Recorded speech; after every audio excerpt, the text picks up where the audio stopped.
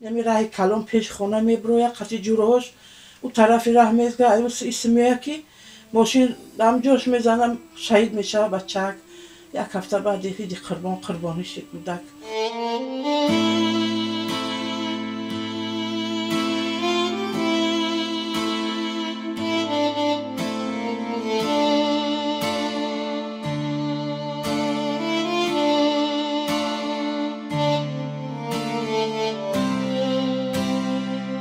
Больница Алтан бар, больница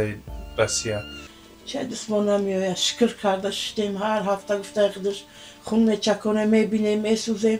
بهش میشه با یک ممبره یک زنده میشه و همه احواله چیکار کنیم زمین سخت آسمان بلند بنده خدا این روزارم داده شکر کرده شدیم چیکار کنیم مادری نفرانی که شما نمیتونین دست کمک دراز کرده نوارا با دوستو با رفیقتون پنگ کنین شاید یک برادر تو صاحبکار باشه یک برادر تو میخواد که خیلی کارهای خیر دست همیشه بگذاره دوستان عزیز خونه هم دا فروش مادیم خونه هم فروختیم خونه دا در جمع مقصد هم چیزی ای دستمون اومده اگر کدیم خیلی کمتر قرضدار هم شدیم در جای همین مادر اگر مادر شما شتگی باشه چیکار میکنین برادر جونو رحیم پروداکشن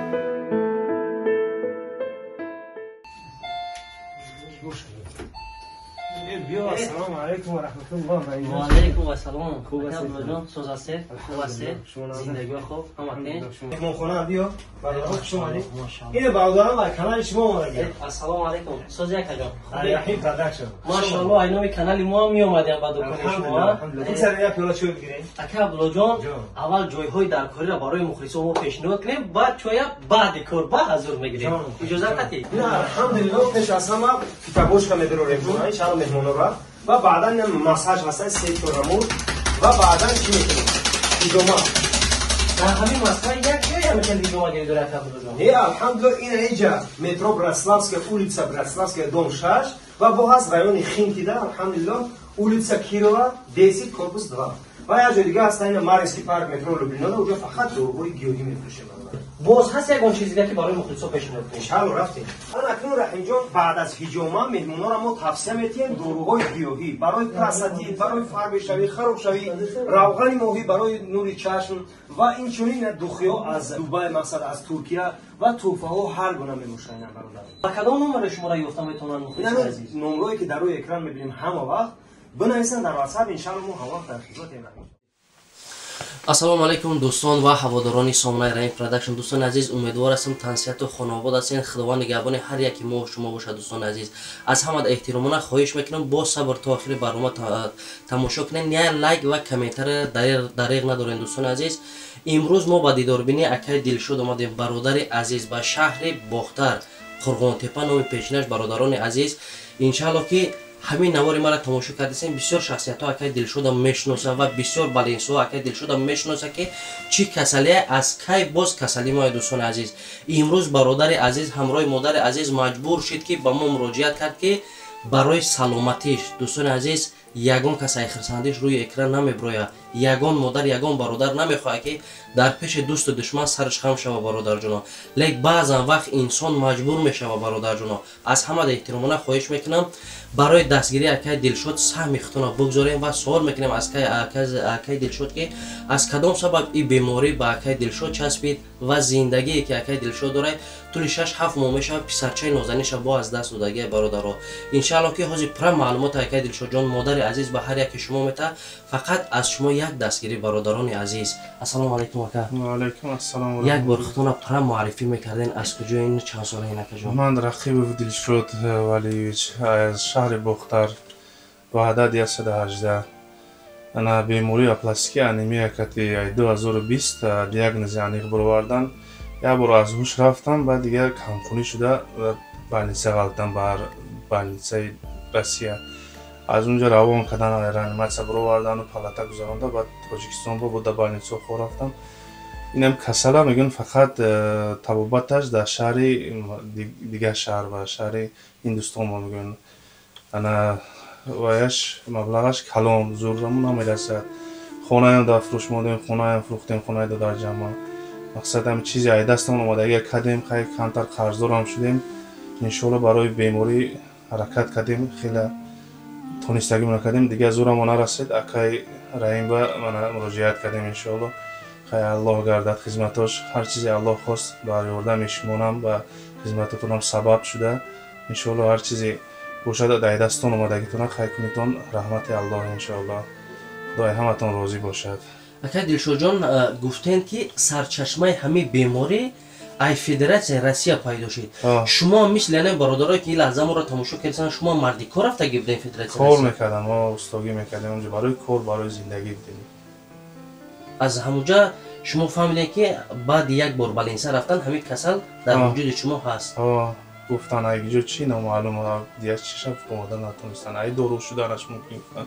ای اگون چی نفس کشیدی ای جای کار با گفتن ای خیلی خیلی میکرد ای هم چی نتونستن وایش گفتن توش دیاگنوزش بردن که همین خیلی این اپاس نیه گفتن خیلی بیماری کراوید میکنه جوگایی میشه رانیمات میالتی هر هفته خون میچکنیم 10 روز بعد تست بالینسا بایم هم خیلی به خواتی میشد حالتون میشد. بهترین اکرام سلامت باشین. یک دو سوال از مادر عزیز میکنیم که چقدر باز برای فرزند برای نبیره برای همه که در همین عائله هستند مادر میسوزه برای که مادر همه وقت مادر یگان کس جای مادر گرفته نمیتونه یگان کس هم مثل مادر سوخته نمیتونه برادر جان عزیز. از مادر عزیز از همین مادری که امروز فرزندی نازنینش فرزندی که در قناتش باید روز شوه دستی مادر بگیره الحمدلله همه چیز هم شده سایه لیک مادر از دهنی در میدروه فرزند در بالای جوگه این یک سوز دل مادر میشه هرچند که در روی فرزندش گفته نتونه لیک مادر پدر درونکی میسوزه برادر جان ها هیچ وقت سیر بای نمیته تا وقتی که جان در بدن داره. ما سوال میکنیم از مادر عزیز. السلام علیکم مادر جان. یک بار خودتون معرفی میکردین چند ساله این مادر جان عزیز ما؟ 53 در اومدم خدا را شکر. صاحب چند فرزندید مادر جان؟ 5 تا الحمدلله خدا را شکر. 5 فرزند. برای شما چه خیلی مادر جان که فرزند نازنین شما اکای دلشاد جان که این قدر فرزند زیبای قدر فرزند کلان یک درد که شما تمام تصور نمیکردن که فرزند ما همین خیلی بیماری میشه یعنی در از خوردی نبود همین چیزا نبود. البته ها که امید داشت خو این هم درد خدا این روزم به دست اکر چکو کنیم شکر نمی درد قطعی اومد 3 ساله این یا جوگا خواه گفته اختان مادریم چکو کنیم همش در دل ما ایلاج نداریم تکیه به پروردگاریم خیلی همه این دیده ایست از خدا داشت آگاه های چه دست ما نمیاید شکر کرده شدیم هر هفته گفته خودش خون میچکونه میبینیم میسوزیم بهش میشه با یک میمبره زنده میشه و همین احواله چکو کنیم زمین سخت آسمان بلند بنده خدا این روزا هم داده شکر کرده شدیم چکو کنیم مادری دست من چی میاد فرزندی کلانه مردک خیلی روز هم دست کسلیشی در همونجا رفت برای تکنان دهنش این روز هم دست سر دست آمد این ساخت سلامت خدا را شکر شدیم این همه احوال قطعی چکار کنیم دیگه شکر الحمدلله خودم کسلی مزم نیست نمی احوال خود دوله ندارم قن کسلم نیوی زد یک طرف ما پرالیچ کرد این 6-7 ماشید نویره ما دوشید واقعا نبیرت ما چی کشید مادر جان عزیز؟ هیچی نمی بعد یک هفته عید قربان نمی راه کلام پیش خونه می بروید قطعی جورهاش او طرفی راه میزگه اسمیه که ماشین دمجوش میزنم شهید میشه بچک یک هفته بعد عید قربانی شد کودک 10 ساله بود 10 نیم ساله این سال صنف 5 میگذشت این خیلی روزها هم دیدیم شکر الحمدلله چکو کنیم. مادر جان فرزندا را تا جایی که ما میدونیم همراه شما صحبت کردیم همشه عذاب درد مشقت زندگی را همچون مرد زن شما خودتون کشیدگی نه؟ البته راست خودم طاقه مادری تنها بودم کار میکردم کاری دولت کاری خانه کودکا این روزا را گذروندیم ای سرمان اینه که امروز بالای پیری در کسل شدم با یجگاهی شدم خدمت میانم مایی بای پام کارم میگه این بچه کسل شد اومد این همی احوال خیلی شکر الله الحمدلله خدا را شکر گشتیم. بله مادر جان عزیز بله مادر جان عزیز دوستان عزیز هر یک نفری که نوارای ما را تماشا میکنین دوستان عزیز یک بار تصور کنین که در جای همین مادر اگر مادر شما شدگی باشه چیکار میکنین برادر جان اگر فرزندی بناموز باشه جان شمیت برادر جان. این معنای او را نداره که امروز این مادر قطعی اکای دلشاد روی اکران برآمد محتاج برادرها. این سنجش الهی است. هر یک بندش میخواد در میته، هر یک بندش شفا میته دوستان عزیز. فقط ما هر چند که دستمون میرسه با چنین نفرها باید سهم خودمون بگذاریم. به کدام خاطر دوستان عزیز که خداوند درد ما را نداد، باید ما شکرانه کنیم که خداوند درد همین را داد با دواش هم تا برادر جان عزیز. در زندگی ما فردمون گفته نمیتونیم که ما را چی انتظار دوستان عزیز، ما چی عذاب میکشیم. ممکن بعد همین نوار ما خرسندی و خوشبختی زیاد نصیب انم مادر شوه، نصیب انم یک دلشاد شوه که طول چندین سالها عذاب درد مشقت زندگی ای آسان نیست برادرها.